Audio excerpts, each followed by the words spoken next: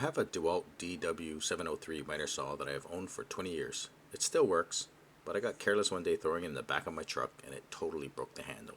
Amazon sells several generic replacements, but I spent a little bit extra for the Black & Decker handle. Be careful if you order a handle because some handles look very similar but are for a different model saw. The repair was very straightforward. Just make sure you have a set of Torx bits. Take your time to mark any connectors and take photos of the wire routing if you have a bad memory like me.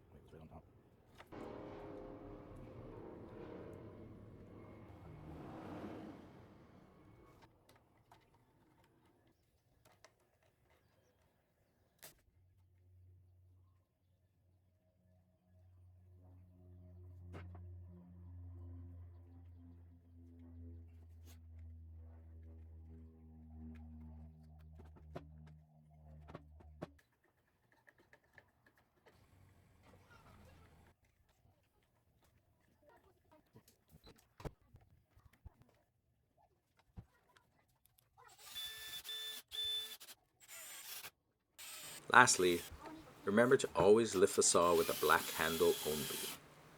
Good luck, guys!